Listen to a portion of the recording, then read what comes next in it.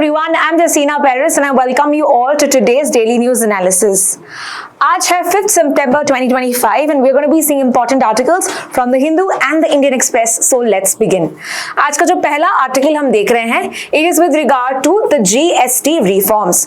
तो पहले जान लेते हैं कि GST क्या होता है, what are the new changes that have brought and the alike. Okay, so let's start with this article. यहाँ पे हम देखते हैं let's see okay first let's see what is GST. ठीक है, जीएसटी जो इंट्रोड्यूस किया था 2017 में by a constitutional amendment act, which was that constitutional amendment act 101st. Okay 101st CAA जो 2016 में आया, लेकिन चेंजेस लेके आए थे 1st जुलाई 2017 में. That's why it's called as GST day also on 1st July. Okay, now what is GST? It's goods and service tax. ये जो टैक्स है ये बहुत सारे जो इनडायरेक्ट टैक्सेस थे उनको उन्होंने रिप्लेस किया टू अ सिंगल GST. ये एक डुअल स्ट्रक्चर है, यानी कि it is applied to central GST and state GST, as well as कुछ टाइम में you also have integrated GST for interstate transfer of goods. वहां पे IGST लगता है. Now कौन से टैक्सेस को इन्होंने subsume किया ये जानते हैं. So we have the octroi charges, the VAT यानी कि value added tax, luxury tax, entry tax, ये सब subsume किया into a single tax which is called as GST. Remember these are for indirect taxes and not for direct taxes like your corporate tax और income tax. ये सब GST के अंदर नहीं आते, ये सिर्फ इनडायरेक्ट टैक्सेस के लिए है. सो this is collected at the destination, यानी कि जो एट द कंजम्पशन लेवल पे होता है, not at the origin, not at the production पे. कहां पे लगता है ये? डेस्टिनेशन पे या कंजम्पशन पे लगता है, प्रोडक्शन पे नहीं. And as well as we see that the businesses जो है जो भी वो क्लेम कर पाएंगे with regard to the input tax credit, so they will be also allowed to claim. जैसे कि यू नो बहुत सारे यानी कंपनीज यहाँ पे जीएसटी नंबर लगाते भी हैं, right? So they can claim the taxes that they that they're taken also from them. Further, they helped bring more businesses into the formal economy because अभी सब इस structure में आए हैं. And this is a wider base than income tax because हम देखते हैं ये indirect taxes यानी कि आम आदमी ये यहाँ पे भी taxes भरता है. Like for example, when you're buying a toothbrush or when you're buying a pencil, eraser, right? इन पे जो taxes लगता है ना, that is used by everybody, right? So ये जो base है indirect taxes ये सबको affect करते हैं. Unlike income tax जो नेसेसरी जो स्लैब में आता है वही बढ़ता है, right? So that is how it is different also that we see. Now यहाँ पे you have to understand which taxes come under GST and which taxes are subsumed under GST. तो यहाँ पे सेंट्रल एंड स्टेट टैक्सेस अलग अलग बताए हैं. Quickly we will see. So as I said, the sales tax, the VAT, that's a value added tax, entertainment tax, luxury tax on you can say lottery, betting, gambling, octroi charges, purchase taxes, ये सब आता है GST के अंदर जो पहले states collect करते थे, राइट? कुछ ऐसे सेंट्रल टैक्सेस भी है जो अभी जीएसटी में आते हैं. What are they? The central excise duty, the additional excise duty, the customs duty, the service tax, the special additional duty of customs, again custom duty में ही याद रखना, and excise duty on medicine, toiletries, ये सब भी अभी एक ही tax में आता है, that is GST. Now let's understand what are the new changes that are made by them, but before we understand the GST के नए changes, let's also see what exactly is the GST Council, who decides कि क्या taxes होने चाहिए, क्या slabs होना चाहिए. So that is the GST Council जो main policy making करता है, जो rate decide करता है कि कितना tax लागू होना चाहिए, कि कौन chair करता है. This is chaired by the Union Finance Minister, that is Nirmala Sitharaman, right? यहाँ पे हम देखते हैं GST Council कौन से article of the Constitution में लिखा है. That is written under Article 279A. ठीक है, and this is a joint forum which includes both the center and the states. Further कौन से दूसरे members होते हैं यहाँ पे? We have the Union Minister of State जो है for revenue, for finance, the ministry in charge of finance, taxation, कुछ nominated ministers होते हैं. तो ये सब part है GST Council का. Then there's also something called as the Goods and Service Tax Network, GSTN. तो ये क्या है? This is like a single platform to prepare, file returns, make payments of their indirect tax liabilities, other compliances. ये एक बहुत ही easy network government में establish किया है ताकि जो ड्यूज बाकी है, जो रिटर्न फाइल करना है ये कंपनीज को, ये कर सकते हैं इस नेटवर्क के through. Clear? Now we will see what are the changes that the government has brought. So यहाँ पे I have given you a table where it is given कि just for you to understand, you can pause and you can see it as well. जैसे कि अगर मान लो hair oil, shampoo, toothbrush, toothpaste पहले 18% GST tax लगता था, लेकिन अभी सिर्फ 5% लगता है. Okay, so mainly your daily essentials like utensils and diapers and napkins and sewing machine, cheese, butter, इसमें सब 5% लगता है. Further, even health care की बात करें, thermometer, glucometer, स्पेक्टिकल्स, हमारे स्पेक्स जो है पहले 12% लगते थे, कुछ में 18% लगते थे. Now we have about 5%. Okay, next, education भी अफोर्डेबल हो गया. Before it was 12% for that globe, maps, books, notebooks, अभी ये 0 है. ओके, फर्दर फार्मिंग में हम देखते हैं अगेन 18 से 12% था with regard to your tractors, your tractor tyres, your irrigation systems. तो इधर you have 12%, now it's become 5%.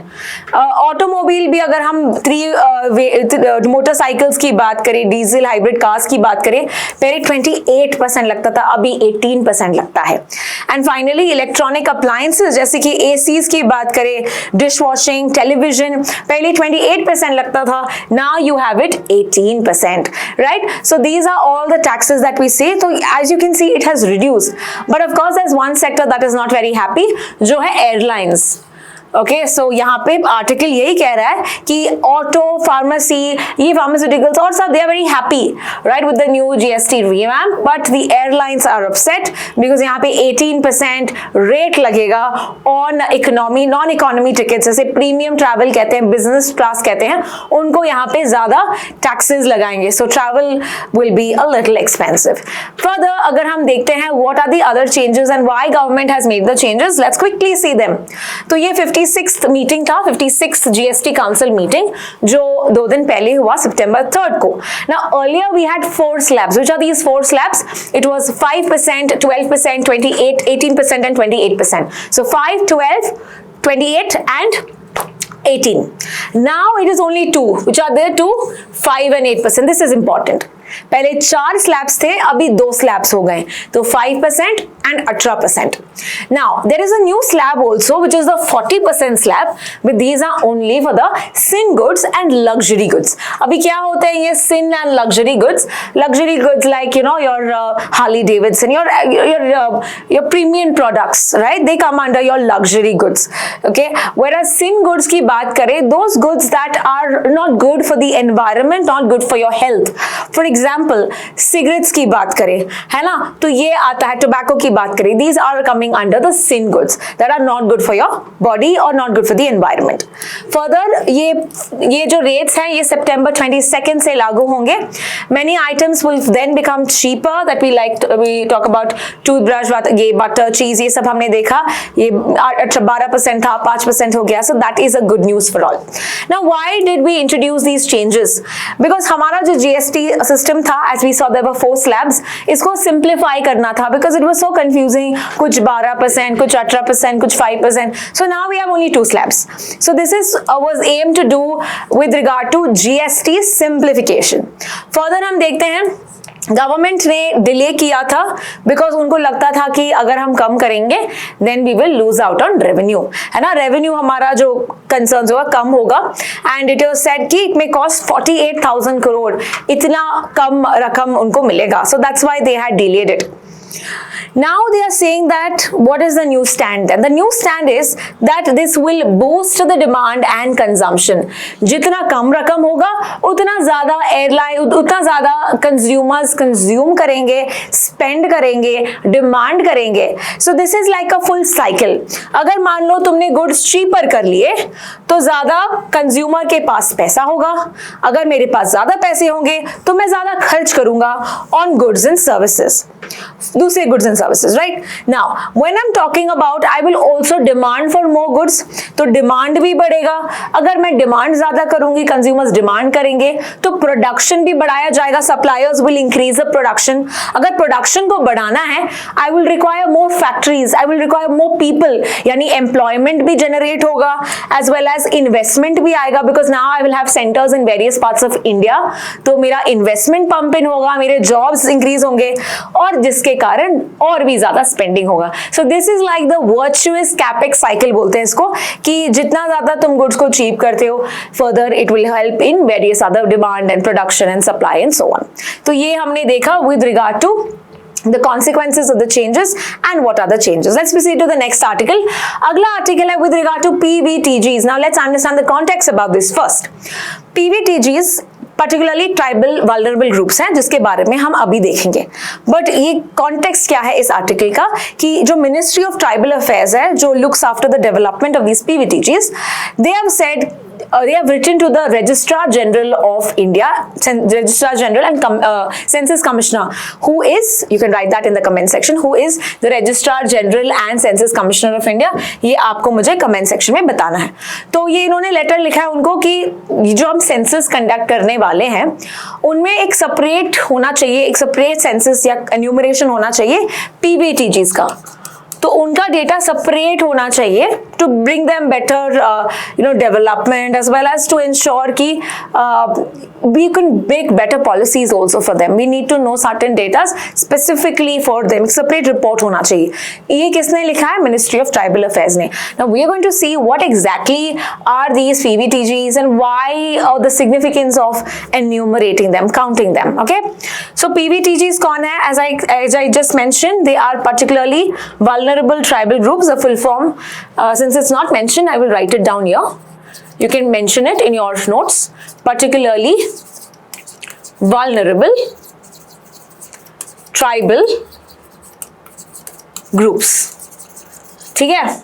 So they are a sub category of the scheduled tribes. मतलब tribes में से ही they are a small proportion of them who are even more poor than the rest of the scheduled tribes. ठीक है, ये बहुत ज़्यादा poor हैं. और इनको कैसे हम poor कह रहे हैं? That's because they have a very declining population या stagnant population. का population grow नहीं हो रहा है या कम हो रहा है. ठीक है. Second thing, ये आइसोलेटेड है कुछ रीजन्स में ही. It's not spread all across India. May be they will be found in Andaman Nicobar और they will be found in some villages of Odisha. ठीक है, तो एक बहुत ही रिस्ट्रिक्टेड पोजीशन में वो रहते हैं. That's the second characteristic. Third characteristic is वो अभी भी प्री एग्रेरियन प्रैक्टिसेस करते हैं. जैसे कि बहुत साल पहले we used to have hunting, like the Stone Age time पे hunting gathering करते थे. यानी they are not reliant on agrarian practices, they are doing pre-agrarian practices. तो अभी भी वो बहुत backward है. Fourth, economic backwardness. They are not well to do. Of course, they have declining. They don't have much of money, and they are not integrated into the system also. And इनका literacy rate और सब बहुत कम है.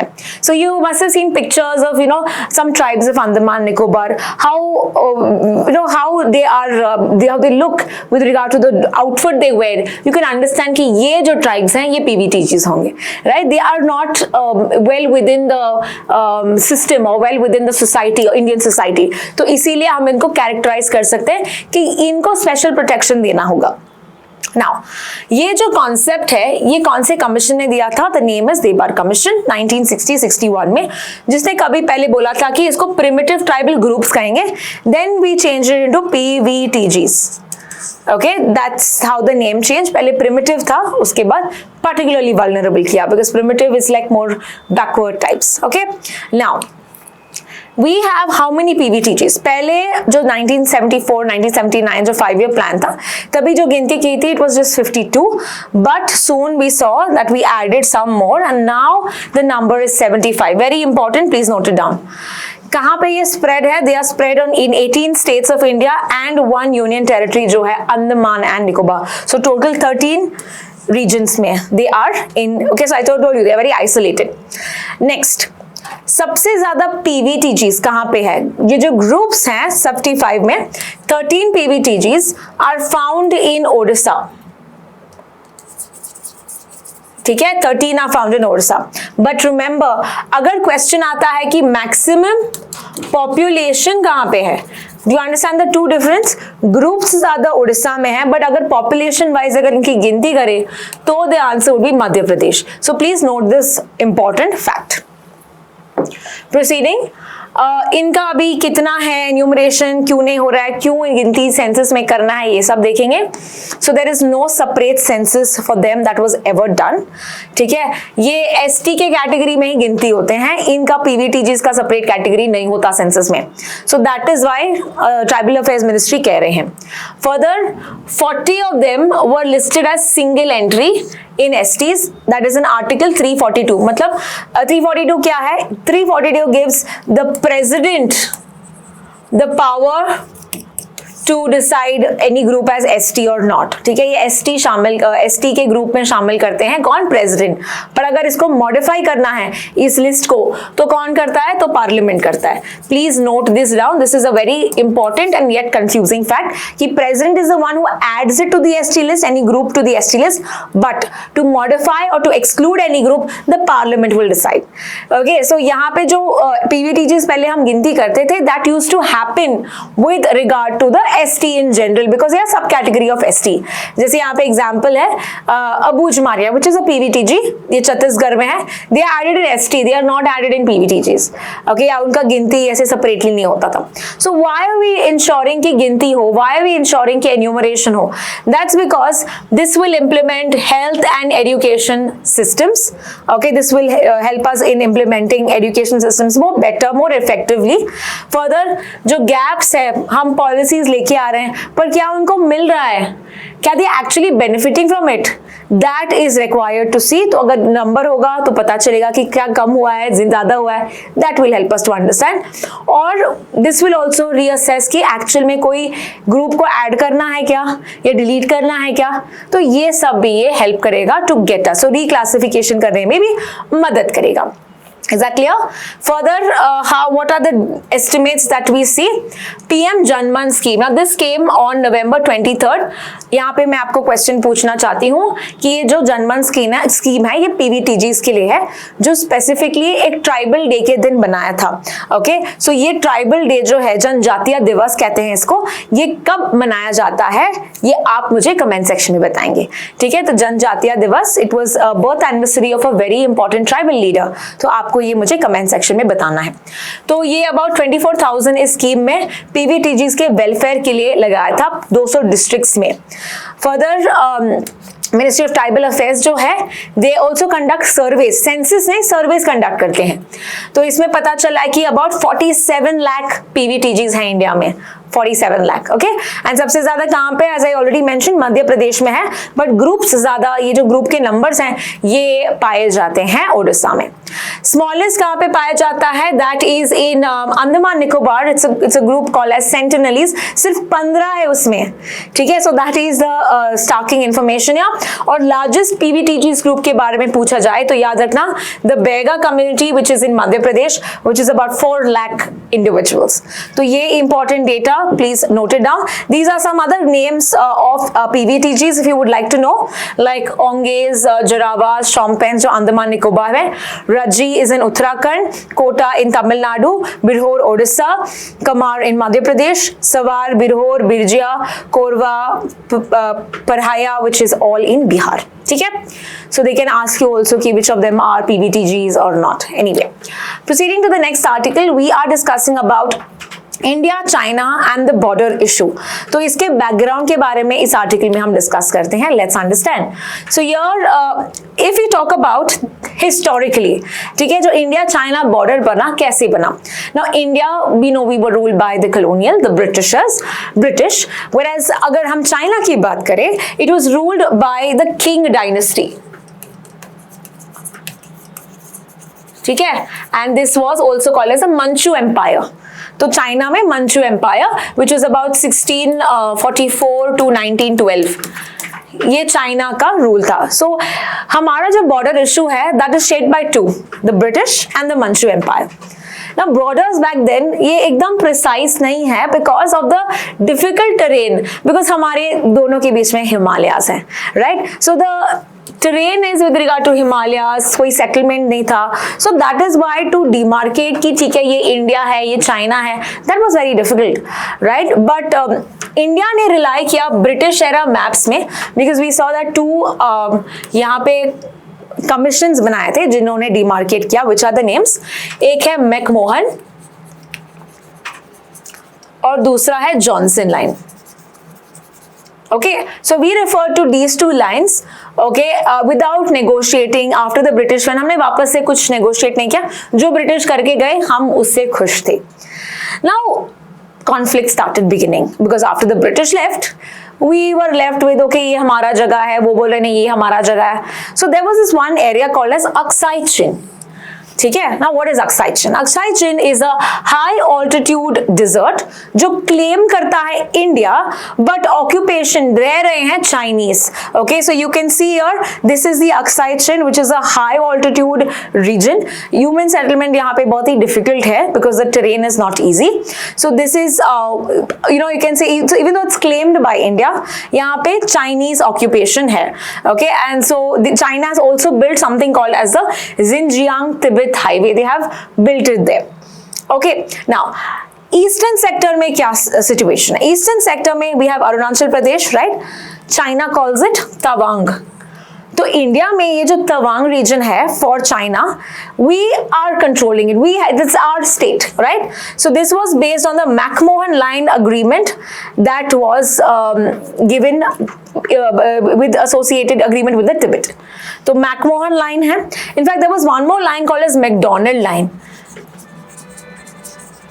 ठीक है. सो McDonald है, Johnson line है और मैकमोहन लाइन, ये तीन लाइंस हैं.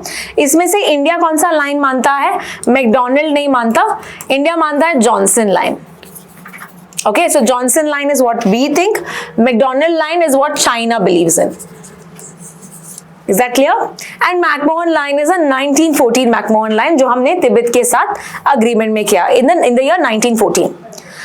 Now China ने 1959 में प्रपोज किया था कि line of actual control to have a 20 kilometre buffer zone. Okay, LAC उस टाइम पे थे उनके प्रेमियर, चाइना के प्रेमियर, इनका नाम था ज़ू एनलाई. तो उन्होंने जवाहरलाल नेहरू से कहा कि हम थोड़ा स्वैप करते हैं, यानी कि चाइना अक्साई चिन रखेगा कंप्लीटली और अरुणाचल प्रदेश इंडिया रखेगा. बट क्या इंडिया को ये मंजूर था? हमने बोला नहीं, right? We want everything, so we were not agreeing to cede our part of Aksai Chin to them. तो इसीलिए 1962 वॉर होता है, because we now try to claim Aksai Chin, we try to now take full ownership of Aksai Chin, and this led to a conflict, and we know the Indo China 1962 war हुआ. इसमें हम देखते हैं कि चाइना ने लद्दाख का जो एरिया, जो अक्साई चिन का एरिया है जो वेस्ट में पड़ता है, उसने वो रिक्लेम किया, but it withdrew from the McMahon line in Arunachal Pradesh. So Arunachal Pradesh was back again in our ownership. तो आप यहाँ पे मैप देख सकते हैं with regard to Aksai Chin which was mainly controlled, still controlled by the Chinese region. Now what happens is 1962 के war के बाद क्या होता है? Both sides avoided border issues for 15 years. Okay, हमने एक चाइना स्टडी ग्रुप भी किया to check out, to have satellite mapping, proper patrolling points, ये सब हमको कंट्रोल करने के लिए. हम देखते हैं अटल बिहारी वाजपेयी 1979 में चाइना जाते भी है, बीजिंग जाते हैं, and this was the first ever meeting after the 1962 war. Then we also have Deng Xiaoping जो एक मिनिस्टर भी रह चुके हैं इन द चाइनीज गवर्नमेंट. इन्होंने वापस से प्रपोजल रखा, बट फिर भी again that time Indira Gandhi was there, she also rejected it. 1983 में चाइना ने प्रपोज किया LAC plus in which they said कि India should concede more in Ladakh, but ये भी हम रिजेक्ट कर चुके हैं. Okay, so this is all with regard to what happens, although just to understand the chain of events here. Now what is the case if you see the recent time 67 से लेके 88 तक, here we सी सिक्किम जब India का part बना था 1975, of course China was not happy. Now Sikkim was an independent autonomous kingdom, but it became the 22nd state of India in 1975, which China didn't agree to. मतलब उन्होंने माना नहीं कि Sikkim is part of India, but 2003 later, of course, it it kind of agreed to do so. It agreed to believe कि ठीक है, Sikkim is a part of China, it's a part of India. Sorry. Further, India stood firm unlike 1962, okay, with regard to ये जो सिक्किम का जो points है ये हमारे एंड में आता है, फिर सिक्किम हमारा पार्ट भी बना. So they can ask you Nathula, Chola, these are all in Sikkim. Then we see in 1985 वापस से चाइना चाहती है कि तवांग जो अरुणाचल प्रदेश है वो अपना पार्ट हो, और उन्होंने ऑक्यूपाई किया था एक पैस्टर लैंड जो अरुणाचल प्रदेश में है जिसका नाम है वांगडुंग. ओके, दैट इज नमकचू जो इंडिया में कहते हैं हम. Now this is how we protested by starting the Operation Falcon. तो Operation Falcon किससे related है? Operation Falcon is with regard to our response to China's occupation of the Arunachal pasture land जो है वांगडुंग. Okay, और वो हमने अपना strong military posture यहाँ पे बनाया. एंड फाइनली 1980s में जब हम देखते हैं राजीव गांधी आते हैं, the talks again began. He visited Beijing and they signed an agreement called as the mutual understanding and mutual accommodation. तो अभी हम देखते हैं कि the ties have kind of normalised, right. यहाँ पे border negotiations are much smoother now that we talk about. ये resolve gradually हो चुके हैं. एक जॉइंट वर्किंग ग्रुप भी बनाया था. सो ये पूरा आर्टिकल जो था द हिंदू में दिया था with regard to the background or the story of India-China border relations. Let's now proceed to the next article. Okay, before I move to the next article, a question for you. Firstly, what are the states that share border with China? That's your first question.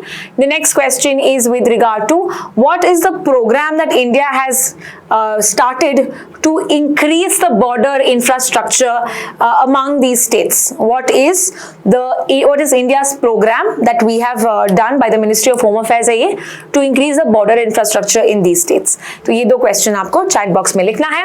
Let's proceed to the next article which is Immigration and Foreigners Act. तो ये जो Immigration and Foreigners Act आया, ये notify किए कुछ rules इसमें जो effect में आएंगे ऑन September 1st. ये आए हैं rules. So what is this all about? The Immigration and Foreigners Act. Okay, now this is to ensure कि जो इंडिया में foreigners आ रहे हैं, right, they should have proper documents.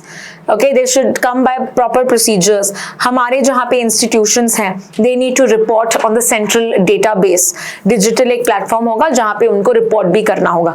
So this is also repealing हमारे पुरानी immigration laws जैसे कि Passport Entry into India Act 1920, Registration of Foreigners Act 1939, Foreigners Act 1946 and Immigration Act 2000. ये सब इसको चेंज करने वाले हैं. Further, what are we doing? So ये जो बहुत सारी laws हैं इसको subsume किया एक single law में. So one nation, one act types, which is called as Immigration and Foreigners Act. Now we're going to see quickly what are the provisions based on this. यहाँ पे you'll require valid documents, यानी कि passport, visa necessary होगा. अगर नहीं है then you will not be allowed entry. Okay, unless of course you are exempted from getting a passport visa or so. Okay, next one. Entry exit. यहाँ पे जो immigration post है वहां से ही आप एंट्री कर सकते हैं. कोई जो डंकी जो भी अलग इलीगल रूट से आप एंटर नहीं कर सकते. जैसे कि एयरपोर्ट, सी पोर्ट्स, लैंड बॉर्डर्स, यहाँ से ही तुमको एंटर करना है, या रेल्स से also you can enter but not other routes. Next is immigration officers के पास पावर होगा, फुल अथॉरिटी होगा, and they can deny also based on national security grounds. तो इनके पास फाइनल पावर होगा, तुमको अलाउ किया जाए या तुमको वापस भेज दिया जाए. चौथा, रजिस्ट्रेशन. यहाँ पे जो फॉरेनर्स हैं इनको रजिस्टर करना पड़ेगा with regard to the SP या द डीसीपी या the FRROs. FRROs are the foreign regulation officers, okay, that are empowered regionally. जो फॉरेन रीजनल रेगुलेशन ऑफिसर्स होते हैं जो उनके पास भी तुम रजिस्टर अपने आप को कर सकते हो. Next is accommodation. जो अकोमोडेशन प्रोवाइडर्स हैं जैसे कि हॉस्टल्स, पीजीज, राइट, होटल्स, इनको भी जो फॉरेनर्स आते हैं इनको डेटाबेस में डिटेल्स लगाने होंगे. So they need to add the foreign details, foreigners details, और इनको सबमिट करना है within 24 hours of that person's coming. Next is universities and hospitals. मान लो कोई फॉरेनर हॉस्पिटल में भर्ती हुआ है या कोई बर्थ हुआ है, so they need to update, या कोई डेथ भी हुआ है, they need to update it within 7 days। ठीक है, तो ये भी एक इंफॉर्मेशन है। Next is premise regulation. अगर मान लो कि कुछ ऐसे रिसोर्ट्स क्लब्स हैं जो ऐसे अनडिजायरेबल फॉरेनर्स को होस्ट कर रहे हैं, राइट, या maybe alien state or so, in that case we also are seeing कि ये शट कर सकते हैं, शट डाउन, सेंट्रल गवर्नमेंट इसको शट डाउन कर सकती है। And finally movement require special online permits. अगर कोई प्रोटेक्टेड एरियाज है तो तुमको परमिट चाहिए, किसको?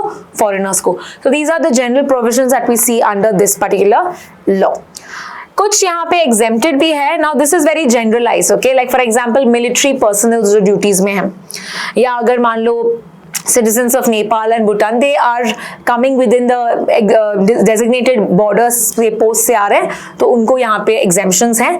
तिब्बतन रेफ्यूजीज की बात करें, माइनॉरिटीज, ये 2019 में ये सिटीजनशिप अमेंडमेंट एक्ट आया था कि हिंदू, सिख, बुद्धिस्ट, जैन्स, पारसीज, क्रिश्चियंस, इनके mainly from the Muslim majority countries of Afghanistan, Bangladesh and Pakistan, ये आ सकते हैं minority communities, because they are facing exploitation. तो अगर वो 31 दिसंबर 2024 से पहले आए हैं, then they will be allowed, okay.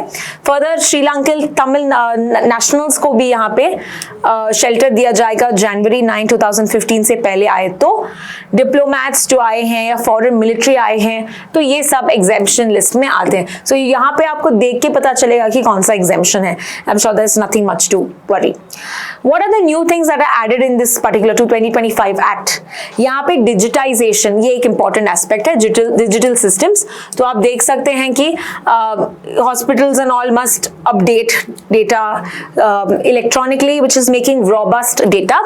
Further fines भी होंगे अगर तुमने वायलेट किया, तो इट कुड बी अबाउट 10,000 से लेके 50 लाख 5 लाख तक का फाइन हो सकता है।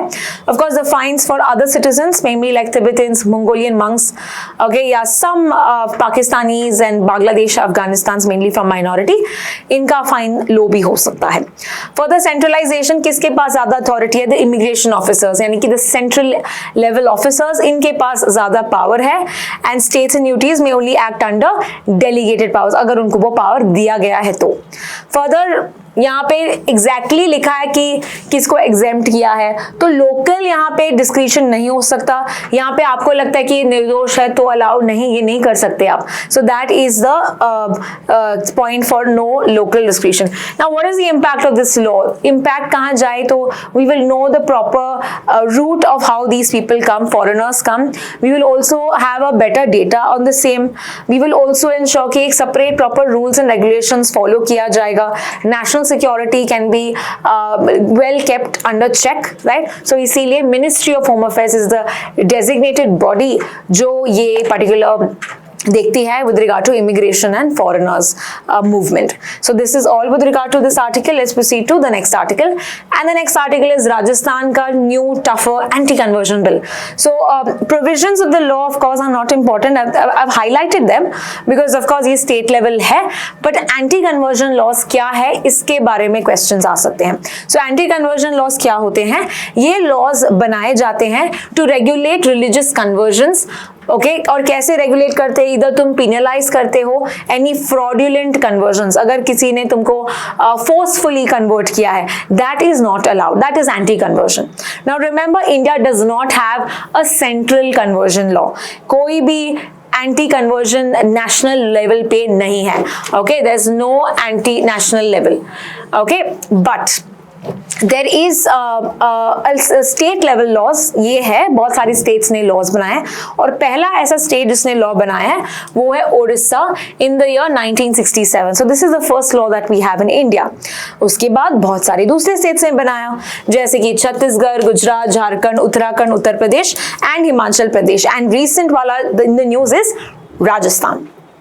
सो इस को कह सकते हैं हम freedom of religion act, okay, and जो मैंडेट करता है कि जो रिलीजन्स कन्वर्जन्स हैं should occur only if I want them to happen, personal reasons की वजह से, नॉट बिकॉज ऑफ फोर्स या मुझे बहला फुसला के या कोई डिसीट, ओके, गुमराह करके, दैट इज नॉट अलाउड। तो ये होता है freedom of religion act. Remember we have right to religion, जो एक फंडामेंटल राइट है, article 25, where the people have the right to practise, to profess the religion of their choice. वो कौन सा रिलीजन फॉलो करना चाहते, दैट इज अलाउड, बट उसमें कन्वर्जन्स के बारे में कवर नहीं किया है। So there is no mention of conversions in our constitution.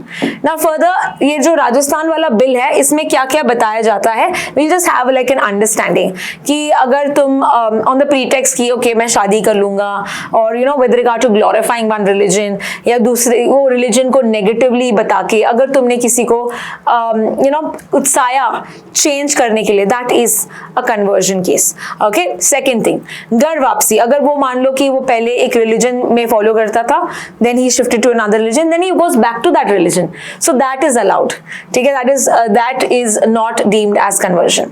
Next is digital means, कोई भी मान लो सोशल मीडिया के थ्रू तुमने कन्वर्ट किया, मैसेजिंग एप्स, ये सब, that again is a form of conversion.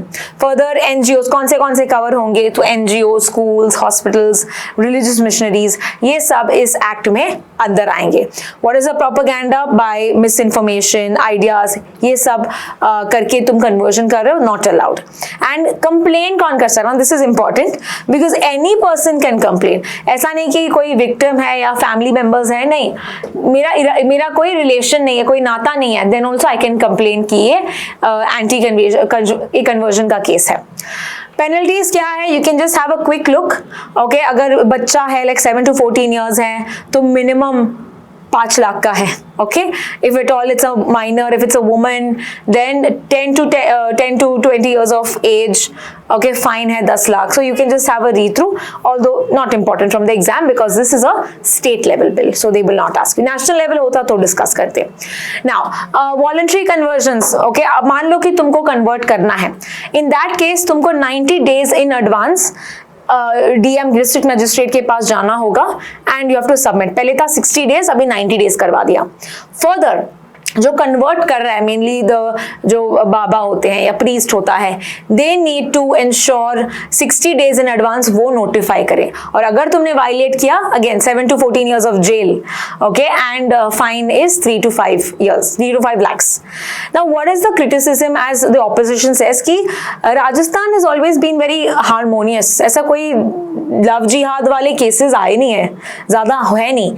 So it is saying कि ये बस पॉलिटिकल एक एजेंडा क्रिएट कर रहे हैं एंड ये डाइवर्ट करना चाहते थे रियल इश्यूज से, जैसे कि inflation, unemployment, corruption, poor infrastructure, roads खराब हैं। सो उनसे ध्यान हटका के they are actually trying to have these cases to want to make the people happy basically. तो ये is what the opposition is saying.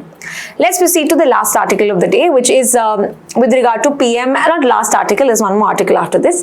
PM and EU leaders, that's Modi ji और European Union के leaders are discussing. तो ये recently meeting हुआ था, Narendra Modi, Ursula von der Leyen, she's the president of the European Commission, and Antonio Costa, which is the president of the European Council. Please remember these, okay? Now इस discussion में क्या हुआ? They were talking about India EU free trade agreement. So what is a free trade agreement? जो goods हम import करते हैं या हम export करते हैं वहां पे तो यहाँ पे duties नहीं लगाएंगे, that is called as free trade. जो taxes लगाते हैं imported goods पे वो नहीं होगा, that is called as free trade agreement. So we're going to be having an agreement for that.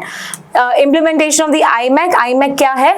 This is in the 2023 जो G20 मीटिंग हुआ था, in that it was decided कि हम यूरोपियन कंट्रीज के साथ एक ट्रेड रूट establish करें which will be called as the IMEC, which is the India Middle East Europe Economic Corridor, and जिसकी भी बातचीत हो रही है कि हम इसको implement कैसे करें. So it is all the way from Mumbai, it's India, and even the ports like Kandla and everything, जाके वो सऊदी अरेबिया एंड यूएई से कनेक्ट होगा, सऊदी अरेबिया यूएई से कनेक्ट होके यूरोप में जाएगा. So this is like the whole stretch that we are connecting to Europe.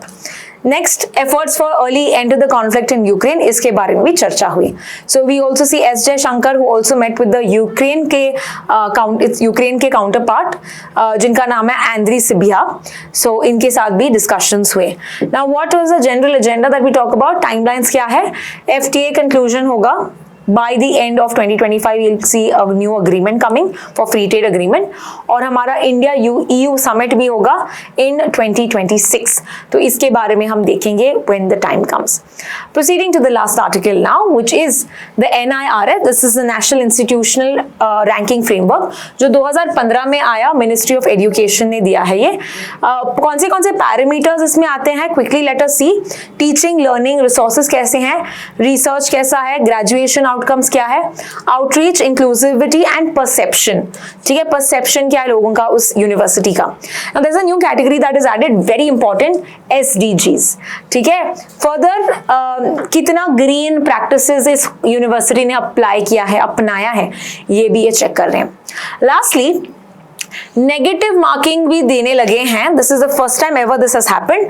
अगर तुम्हारे जो रिसर्च पेपर्स हैं ये वापस भेज दिए गए हैं बिकॉज प्रॉब्ली कुछ इलीगल लिखा है तुमने, या तुमने कुछ फर्जी लिखा है, या तुमने किसी से छाप के लिखा है, प्लेजरिज्म बोलते हैं इसको. So that case you will your papers are retracted back. तो इनके लिए तुमको नेगेटिव मार्किंग, बिकॉज इंडिया से बहुत सारे ऐसे पेपर्स गए हैं दैट हैव बीन रिट्रैक्टेड, तो इसीलिए इन्होंने ये एक्स्ट्रा क्लॉज लगाए हैं. Now which is the university that has come top overall? It is IIT Madras, and this is not the first time. This is the 7th time that it has come on top first. बाकी के भी देखते हैं. Universities में IISc Bangalore है, engineering में भी IIT Madras, management is IIM Ahmedabad. Hindu colleges की बात करें, we have Hindu college is top 1. So ये important NIRF ranking था, and that is all with regard to today's daily news analysis, as also it's Teachers Day and the birth anniversary of Sarvapalli Radhakrishna. Thank you so much for watching.